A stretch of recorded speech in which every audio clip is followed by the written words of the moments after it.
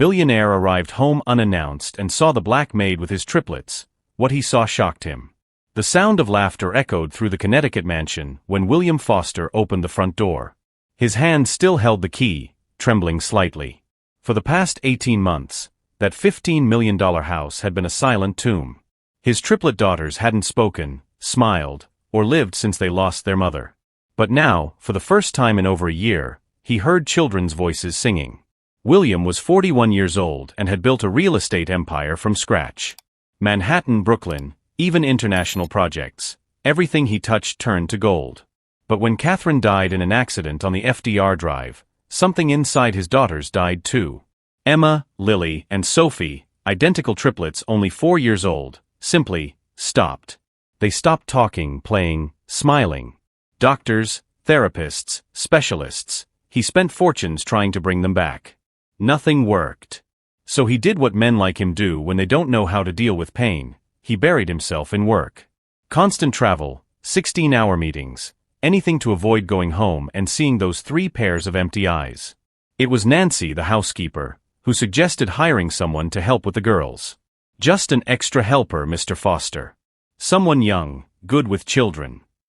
3 weeks later, Diana Washington, 28, from the Bronx, started working in the house. An education student working to pay for college, she had been raising her teenage nephew alone since her sister died.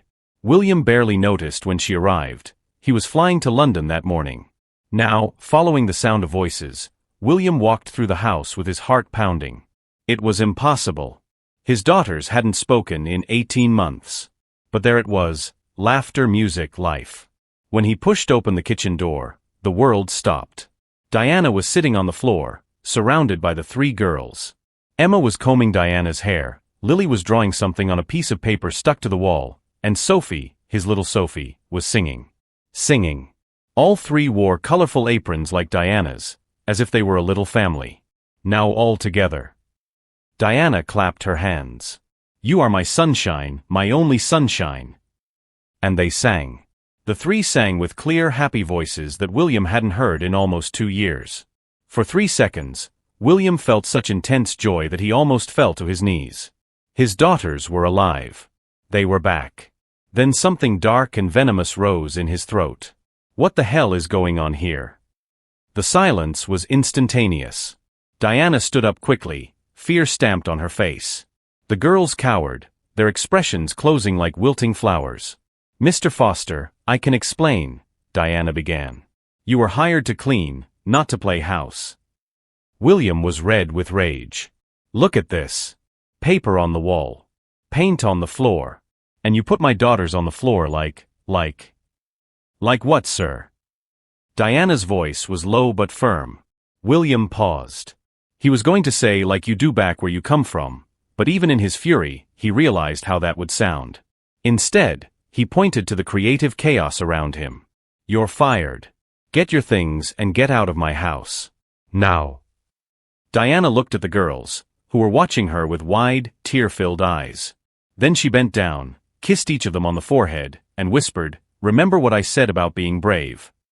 As Diana walked out of the kitchen with her head held high, the girls followed her to the door.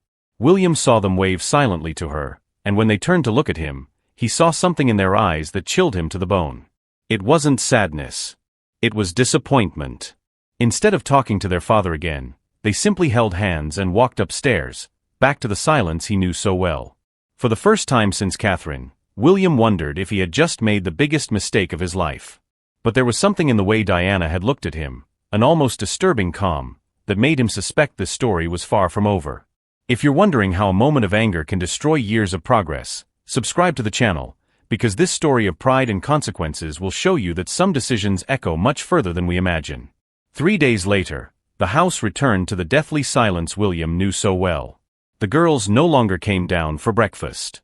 Nancy brought trays to their rooms, where they sat together on the bed, holding hands, staring into space.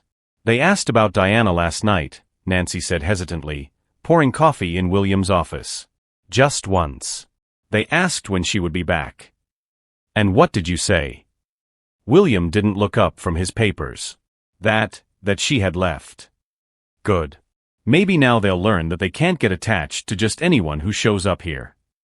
His voice sounded colder than he intended. Hire someone else. Someone more appropriate. In fact, William could hardly concentrate on his work. Every time he walked through the kitchen, he saw the tape on the wall where Diana had left the girls' drawings. Nancy had removed everything, of course, but the marks were still there like ghosts of a moment he had destroyed. On the second day, he found Sophie crying quietly in the hallway. "What's wrong, princess?" He knelt down in front of her. Sophie looked up at him with those huge green eyes, Catherine's eyes, and for the first time in 18 months, she spoke directly to him. "Why were you mean to Diana?" William felt as if he had been punched. "I wasn't mean, Sophie. She wasn't doing her job properly." "She loved us," Sophie whispered, then turned her back and went upstairs, leaving William kneeling alone in the hallway. Meanwhile, in the Bronx, Diana faced a very different reality. Fired without warning, without references, without a chance to explain her side of the story. The Foster family had enough influence that a single phone call ensured that no domestic employment agency in the area would hire her again. Inappropriate behavior with minors was how William had described her dismissal when questioned. It wasn't technically a criminal charge, but it was enough to destroy her chances of working with families again. Diana spent 3 weeks knocking on doors, sending out resumes, begging for any opportunity. The money from her last paycheck was running out fast, and her nephew Tyrone needed school supplies. "Auntie, are you okay?" Tyrone asked one night, finding her at the kitchen table with stacks of unpaid bills. Diana looked to the 15-year-old boy she had been raising alone since her sister died of cancer 2 years ago. Tyrone was smart, on the school basketball team, and dreamed of studying engineering.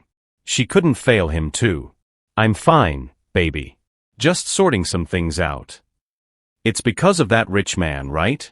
The one who fired you?" Diana didn't answer, but Tyrone saw the way his aunt clenched her fists. In 2 years of living with her, he had never seen her give up on anything. When the doctors said his mother had no chance, Diana had fought until the last day. When the school wanted to transfer him to a less demanding institution, Diana had worked double shifts to pay for private math lessons. And now, seeing that quiet strength in her eyes as she looked at the bills, Tyrone knew his aunt wasn't broken. She was planning. What William didn't know was that Diana had done something before leaving the house that day.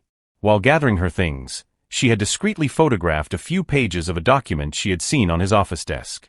Real estate contracts, account numbers, information that seemed irrelevant at the time. But Diana had grown up in the Bronx. She knew how to recognize numbers that didn't add up when she saw them. 3 weeks after her dismissal, Diana finally got a job. It wasn't what she had hoped for, a night cleaner at an accounting office in downtown Manhattan, but it paid the bills. More importantly, it gave her access to computers with internet during the early hours of the morning when she was alone in the building. It was during one of these early mornings that Diana discovered something interesting. The contracts she had photographed were not just ordinary real estate deals. They were part of an elaborate money laundering scheme involving ghost properties in Manhattan. The Foster empire was built on rotten foundations. Diana printed everything discreetly. Financial data, public records, connections that formed a clear pattern of tax fraud and money laundering. She wasn't an accountant, but she had grown up poor enough to know when the numbers didn't add up. For 4 weeks, Diana worked methodically. During the day, she sent out resumes and took care of Tyrone. At night, she cleaned offices and collected evidence. On weekends, she researched at the public library, using free computers to track every suspicious transaction. She wasn't doing this for revenge, at least not at first. She was doing it because 3 little girls deserved better than a father who treated them like disposable accessories, and because people like William Foster needed to learn that they couldn't destroy lives without consequences. On a particularly cold October night, Diana received an unexpected call. "Diana Washington? This is Amanda Silva from the Department of Justice. We'd like to talk to you about some irregularities we've noticed in the Foster family's business. We understand you worked in their home recently." Diana gripped the phone tightly. "How did you get my number?"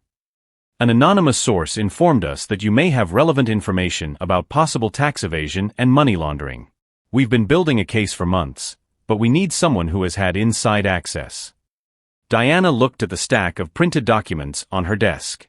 For weeks of quiet work, for weeks of sleeping 3 hours a night, for weeks of planning a move that William Foster would never see coming. When do you want to meet? Tomorrow, if possible. Ms. Washington, I need you to understand, if this information is confirmed, we're talking about a federal investigation that could result in arrest and asset forfeiture. This is very serious. Diana thought of the 3 little girls who had learned to trust her, only to see the trust destroyed by a man who chose pride over the love of his own daughters. I understand perfectly. See you tomorrow. That night, while William dined alone in his $15 million mansion, surrounded by the silence of daughters who had once again closed themselves off to the world, Diana methodically organized every document, every photo, every piece of evidence she had collected. She didn't know that in 2 weeks, those papers would cause the Foster empire to collapse completely.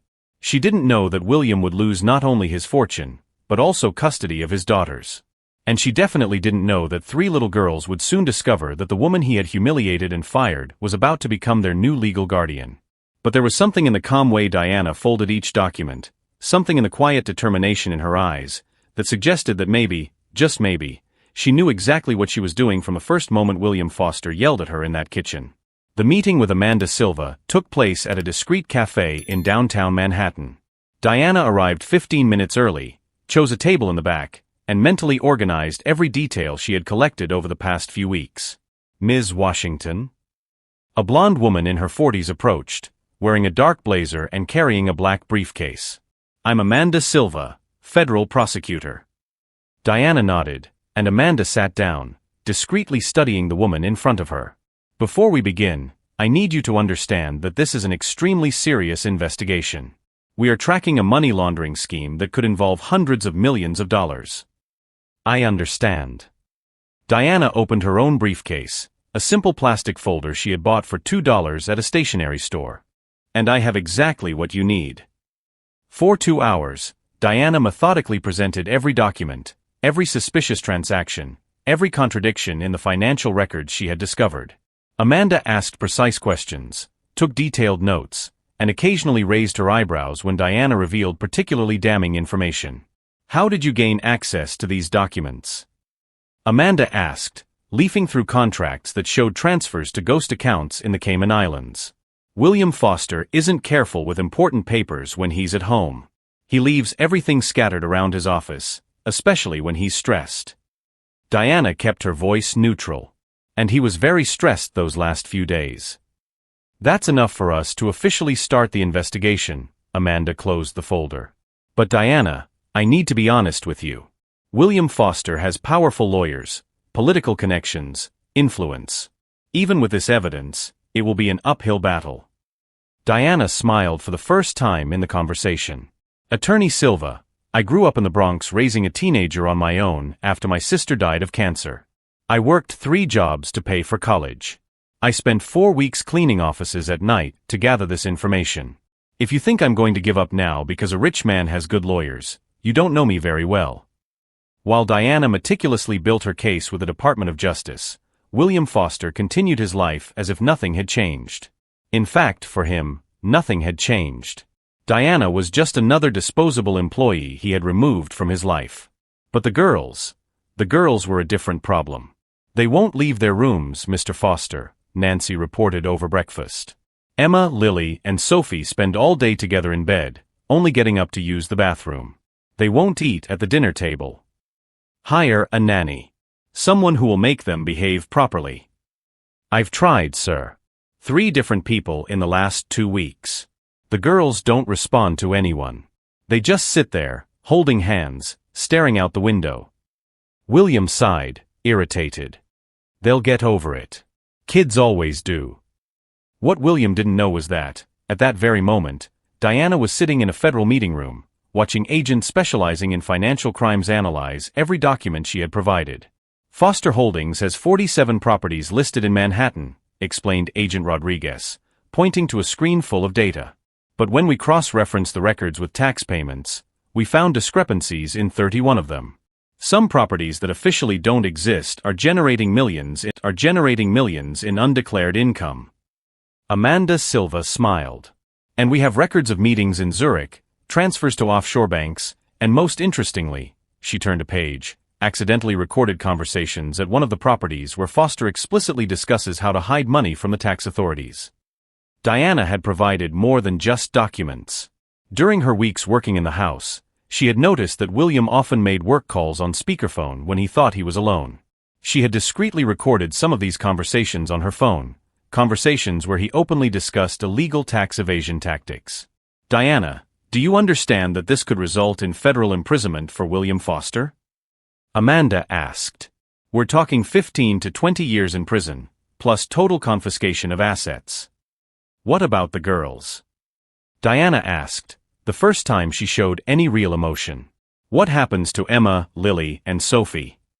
With their father in prison and no close relatives able to care for them, Amanda consulted her notes. They will likely go into the adoption system, unless someone qualified comes forward as their legal guardian. Diana nodded slowly. She had thought about that too. In fact, she had thought through every detail of this plan from the moment William yelled at her in that kitchen.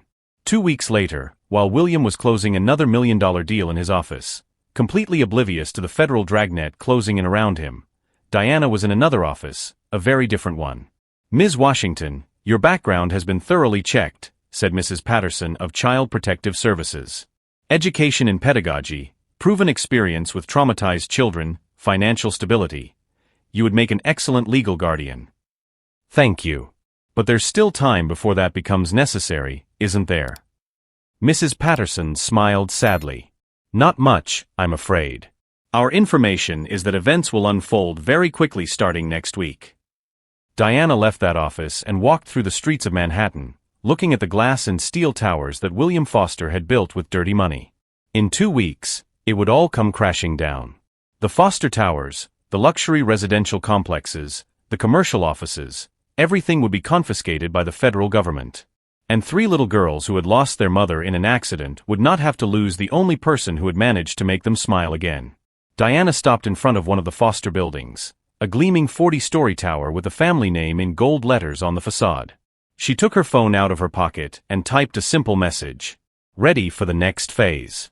The children are safe. Amanda Silva's reply came in seconds. Federal warrants ready. Operation begins Monday, 6 a.m. Justice served. As she put her phone away, Diana watched a man in an expensive suit step out of a black limousine in front of the building. William Foster, returning from yet another business meeting, completely confident in his world of privilege that he believed to be untouchable.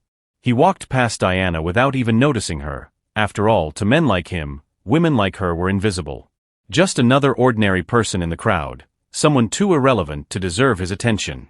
It was precisely this blind arrogance that would make his downfall even more spectacular, and Diana knew that despite all the pain he had caused, there was something almost poetic in the fact that his own arrogance would be the tool of his complete destruction. On Monday morning, when the handcuffs closed around his wrists in front of the television cameras, William Foster would finally understand that he had seriously underestimated the invisible woman he had fired for protecting his daughters. Monday, 6 a.m. William Foster was going through his usual morning routine, black coffee, financial newspaper, checking the Asian markets on 3 different monitors in his home office. The mansion was quiet, the girls still asleep after another difficult night. The first sign that something was wrong was the black cars pulling up the circular driveway. William looked out the window, frowning. He wasn't expecting anyone, and Nancy certainly wouldn't let visitors in without warning. Then came the knocking on the door. Loud, insistent, official. William Foster? FBI. We have an arrest warrant. William's world fell apart in a matter of seconds. 20 federal agents stormed his home, some with guns, others carrying boxes for evidence seizure. Cameras from 3 television stations waited outside, filming everything live. You are under arrest for tax evasion, money laundering, and bank fraud, Agent Silver announced, showing her badge. Anything you say can be used against you. This is a mistake. William shouted as the handcuffs closed around his wrists. I have lawyers. You can't just. Actually, we can, Amanda Silva interrupted, holding a bulky folder. We have evidence of a money laundering scheme involving 47 properties, illegal transfers to offshore accounts, and recorded conversations where you explicitly discuss tax evasion tactics. William turned pale. What conversations? That's impossible. Amanda opened the folder and pulled out transcripts of phone calls. The important thing is that the money never appears in American records. Zurich takes care of that discreetly. Do you recognize that phrase, Mr. Foster? You said it 3 weeks ago in a call to your Swiss accountant. How did you? William stopped mid-sentence, his mind racing. These were conversations he had had at home, in his private office.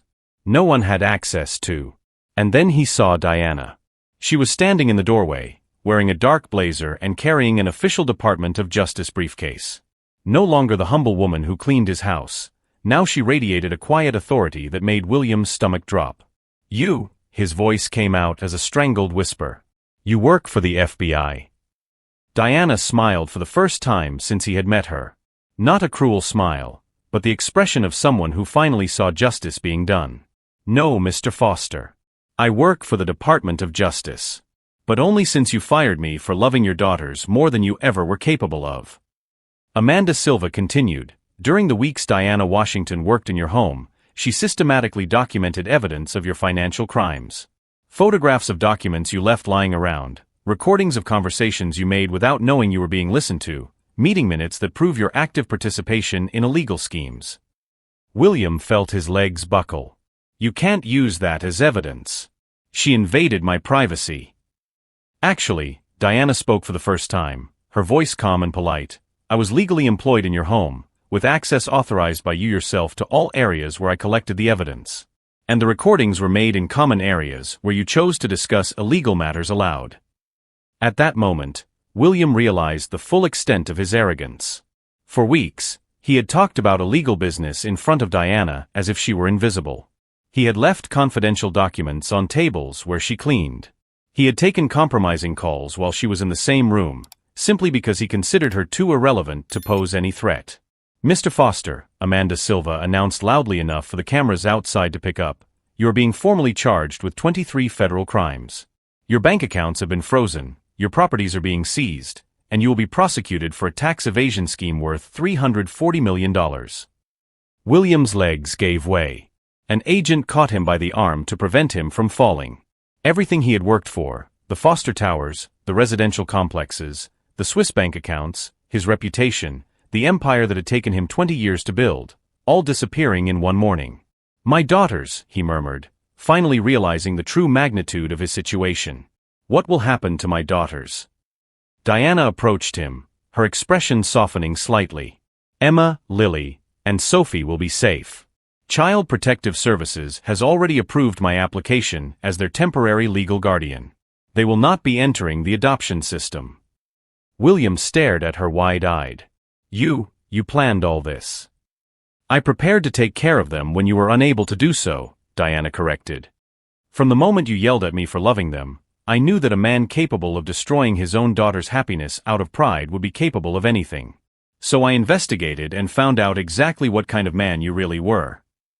As the agents escorted William out the front door, the cameras captured every second. Billionaire William Foster, in silk pajamas and handcuffs, being placed in the back of a federal car while his fortune was confiscated live on national television. At the entrance to the house, Diana watched silently. Nancy stood beside her, holding a folder with temporary guardianship documents already signed by a federal judge. The girls are waking up, Nancy murmured. How are we going to explain this to them? Diana looked at the mansion that in a few hours would be officially confiscated by the government. We'll tell them the truth. That their father made some very serious mistakes, and now they have someone who will take care of them the way they deserve. In the federal car, William finally understood what had happened. He hadn't been destroyed by business rivals or random tax authorities. He had been brought down by the woman he had humiliated for protecting her own daughters. The woman he had deemed too insignificant to pose any threat had spent weeks collecting evidence of crimes he had been committing for years. She had allied herself with the FBI, legally qualified as their guardian, and orchestrated his complete downfall while he flew around the world closing deals, completely oblivious to the siege closing in on him. Even more humiliating, she had done all this not for personal revenge, but to protect 3 girls who deserved a stable and loving home. As the car passed through the gates of the property, William saw Diana for the last time through the rear window. She was kneeling in the front yard, hugging Emma, Lily, and Sophie, who had run into her arms as soon as they realized she was back. The three girls were all talking at once, their voices blending into a song of relief and joy that William could hear even through the closed glass of the federal car. And in that moment, seeing his daughters happier in Diana's arms than they had ever been in his, William Foster finally understood that he had lost much more than money or property. He had lost the only thing that really mattered, and he had handed it directly to the woman who had had the wisdom and courage to love his daughters when he chose pride. There was only one question that would torment William during the long years of prison that awaited him. How had a man who always considered himself 3 steps ahead of everyone else been completely outmaneuvered by a woman he had deemed too invisible to deserve his respect? 18 months later, Diana was in the garden of her new home, a modest but cozy property she had bought with part of the federal reward for reporting financial crimes. Emma, Lily, and Sophie played around her, their laughter echoing through the yard where they had planted sunflowers in memory of Catherine. "Aunt Diana, look how big they've grown." Sophie pointed proudly to the tall flowers swaying in the breeze. The girls were now 6 years old and attended a public school where Diana worked as an educational coordinator. They spoke fluently, smiled constantly, and called Diana Aunt, not because they had to, but because that was how they felt loved. William Foster was serving a 15-year sentence in a federal penitentiary. His properties were confiscated, his accounts frozen, his reputation destroyed forever. The newspapers still remembered him as the billionaire who lost everything by underestimating the nanny. During permitted visits, the girls went to see him once a month. Not out of obligation, but because Diana had taught them that forgiveness did not mean forgetting. It meant choosing not to let anger poison their hearts. "He looks different," Lily observed after a visit. "Sadder. Smaller." Diana nodded. Sometimes people need to lose everything to understand what really matters. That afternoon, as the girls did their homework at the kitchen table, the same table where Diana now helped them every day, she reflected on the journey that had brought them there. William had tried to humiliate her for loving her daughters. In response, she had not only protected the girls, but built them the stable home they deserved. Not out of revenge, but out of love. True justice had not been to destroy William Foster. It had been to prove that 3 traumatized girls could flourish when loved by someone who understood that presence is worth more than any fortune. "Some people build empires," Diana murmured, watching the daughters she now called her own. "Others build families. And in the end, only one of those things really matters." As the sun set over her little house filled with laughter, Diana smiled. The best revenge against those who choose pride over love is not to destroy, it is to build something more beautiful than they could ever imagine. If this story touched your heart, subscribe to the channel for more stories that prove that love always wins over money, and that true wealth is measured in hugs, not figures.